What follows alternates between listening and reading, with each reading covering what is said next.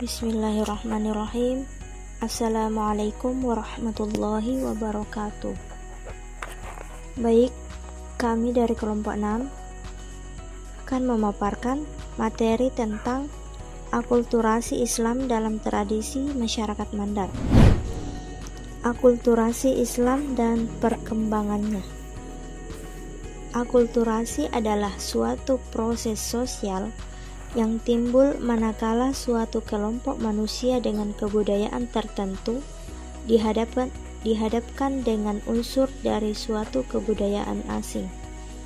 Kebudayaan asing itu lambat laun diterima dan diolah ke dalam kebudayaannya sendiri, tanpa menyebabkan hilangnya unsur kebudayaan kelompok itu sendiri. Dengan masuknya Islam, Indonesia kembali mengalami proses akulturasi, proses bercampurnya dua atau lebih kebudayaan karena percampuran bangsa-bangsa dan saling mempengaruhi yang melahirkan kebudayaan baru, yaitu kebudayaan Islam Indonesia. Perkembangan budaya Islam tidak menggantikan atau memusnahkan kebudayaan yang sudah ada di Indonesia, karena kebudayaan yang berkembang di Nusantara sudah begitu kuat di lingkungan masyarakat, sehingga terjadi akulturasi antara budaya Islam dengan kebudayaan yang sudah ada. Assalamualaikum warahmatullahi wabarakatuh. Kami dari kelompok 6 atas nama Hariawan Ende dan juga Mas Dar. Provinsi Sulawesi Barat merupakan provinsi ke-33 yang resmi memisah diri dari Sulawesi Selatan pada tahun 2004 dan diresmikan pada 5 Oktober. Provinsi Sulawesi Barat merupakan salah satu provinsi yang kaya akan segala etnik yang dimilikinya, baik dari tradisi, kebudayaan, serta peninggalan-peninggalan sejarah sebelum menjadi kabupaten yang tergabung di Provinsi Sulawesi Selatan atau ketika masih berlaku sistem kerajaan. Kawasan Provinsi Sulawesi Barat disebut Mandar. Kemudian berdasarkan Undang-Undang Nomor 29 Tahun 1959, sistem kerajaan dihapus atau Mandar dibagi menjadi 3 kabupaten. Suku Mandar merupakan salah satu suku besar di Sulawesi Barat. Selain Bugis, Makassar, dan Toraja, terletak di pesisir barat Pulau Sulawesi atau pesisir utara Provinsi Sulawesi Selatan. Secara umum, Mandar dapat dibedakan menjadi 2 pengertian, yaitu Mandar sebagai sebuah bahasa dan Mandar sebagai istilah lain untuk menyebut persekutuan beberapa kerajaan kecil. Istilah Mandar mengandung 2 pengertian, yaitu Mandar sebagai bahasa dan sebagai federasi kerajaan kecil. Pada abad ke-16, kerajaan-kerajaan kecil disebut bersepakat membentuk federasi yang berikutnya dinamakan Pitubakbana Binanga yang berarti 7 kerajaan di muara sungai. Kemudian pada abad ke-17 federasi ini kemudian bergabung dengan 7 kerajaan yang ada di kawasan pegunungan yang disebut Pitulasi antara budaya Mandar dan ziarah Islam. Ada yang berpendapat bahwa makna kata wali di Jawa dengan wali di Sulawesi tidak sama. Wali di Jawa merujuk pada tokoh penyebaran agama, walaupun para wali juga mempunyai profesi dan keahlian yang berbeda-beda. Di Sulawesi, wali merujuk kepada orang-orang hebat dan sakti dengan keahlian yang berbeda pada setiap daerah. Misalnya Syekh Yusuf Al-Makassari adalah ahli agama, Arung Palaka adalah ahli perang, dan lain sebagainya.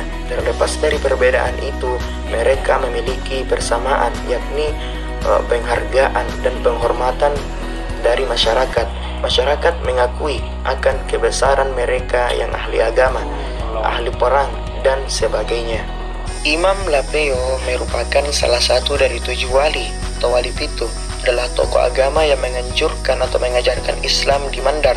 Namun sebelum beliau sudah ada penyebar agama sebelumnya, Muslimin 1981 misalnya merupakan tokoh-tokoh agama sebelum Imam Lapeo seperti Abdurrahim Kaluddin datang di Mandar pada abad ke-16 di masa pemerintahan Raja Balanipa yang ke-6 yang bernama Daita Tomuane atau Kakanda Mesawatan. Raden Mas Suryo Adilogo dipercaya berasal dari Jawa, dan Abdurrahman Al-Adi atau Guru Gade sebagai penyebar agama Islam pertama di Pembusuan, suatu daerah pesisir di Sulawesi Barat. Imam Lapeo lahir pada tahun 1839 di Pembusuan, Poliwali Mandar, Sulawesi Barat. Sewaktu kecil bernama Junaihin Namli, kemudian oleh gurunya Syekh Alwi Jamalul Lail bin Sahel diganti menjadi Muhammad Tahir. Ayahnya bernama Muhammad bin Abdul Karim, dikenal sebagai nelayan yang religius, dan ibunya bernama Ikaji binti Lego sebagai perempuan berketurunan bangsawan. Semasa hidup, Imam Lapeo menerima banyak kunjungan masyarakat yang ingin bertemu untuk meminta saran dan pendapat, sekaligus meminta didoakan oleh beliau. Hal serupa bahkan masih terus berlanjut sampai saat ini, sebagaimana diperlihatkan di rumahnya atau Bayangkayang. Anak-anak perempuan Imam Lapeo menggantikan peran ayah mereka yang menerima banyak kunjungan masyarakat yang meminta untuk didoakan. Di Lapeo, masyarakat percaya Allah Subhanahu wa Ta'ala akan menjawab doa-doa mereka, dan setiap permasalahan akan ditemukan solusinya. Selain itu, masjid yang dibangun Imam Lapeo menjadi masjid yang mempunyai banyak jamaah, dan makan Imam Lapeo menjadi tempat yang paling penting untuk diziarahi. Masyarakat percaya bahwa Imam Lapeo adalah seorang yang ajaib yang mempunyai karamah dalam kehidupannya. Segitiga emas di Lapeo yaitu rumah Imam Lapeo yang disebut dalam bahasa Mandar Bayangkayang. Di sana adalah tempat peziarah makam bersama makanan yang telah dibaca, didoakan oleh keturunan Imam Lapeo. Lalu masjid atau Masigi Imam Lapeo, tempat beribadah, dan makam beliau atau Kokbah, tempat peziarah, merasakan kedekatan dengan beliau. Di tiga tempat tadi, peziarah beliau melakukan akulturasi antara budaya Mandar dan Islam. Mereka memeluk Islam dan tetap menjalankan budaya setempat. Pengaruh akulturasi Islam dalam tradisi Sayap Patudu. Satu di antara sekian banyak kearifan leluhur orang Mandar yang berkembang saat ini adalah budaya Sayap Patudu. Budaya Misawe terutama di Mandar. Sekilas nampak kelihatan bahwa budaya Misawe ini berlatar belakang Islam. Dalam upacara khatam Al-Quran di Mandar, Misawe merupakan rangkaian atau bahagian dari acara, sementara khatam Al-Quran itu sendiri kebanyakan orang cenderung menilainya sebagai kebudayaan Islam dan budaya Misawe sebagai bagian dari kebudayaan Islam. Terlepas dari apakah upacara khatam Al-Quran dan seluruh rangkaiannya merupakan kebudayaan Islam atau murni kebudayaan Mandar, atau hanya merupakan akulturasi pengaruh budaya Islam dan Mandar, tak dapat diingkari budaya di Mandar Misawe ini merupakan perwujudan hasil peninggalan budaya leluhur Mandar. Tentu saja ada unsur kebenarannya bahwa budaya di Mandar lahir atas pengaruh tidak langsung dari agama Islam. Dalam bidang kesenian, jika sebelum datangnya Islam, maka upacara tari-tarian yang dikenal dalam kerajaan berfungsi sebagai penyembahan kepada dewa. Dengan datangnya Islam, maka seni tari hanya berfungsi sebagai bagian dari adat saja.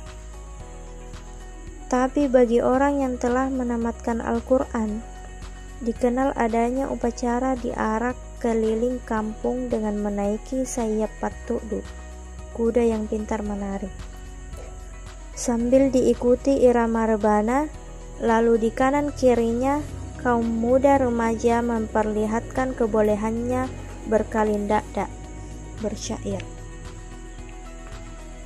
Sebelum pelaksanaan tradisi ini, ada beberapa tradisi yang mendahului pelaksanaan tradisi ini dalam proses menuju khataman Al-Quran.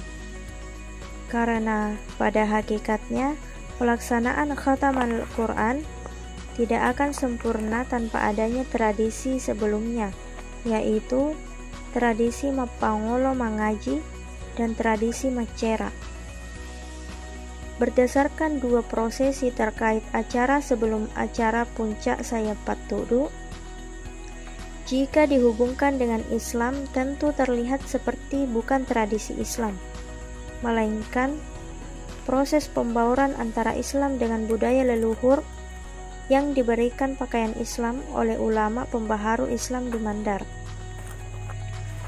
Hal yang miris mengenai saya patudu dalam nuansa keislaman di Mandar bahwa tradisi ini dianggap murni dari ajaran Islam karena diperkenalkan dan ditradisikan oleh ulama mereka, mengaji dan tradisi Macera.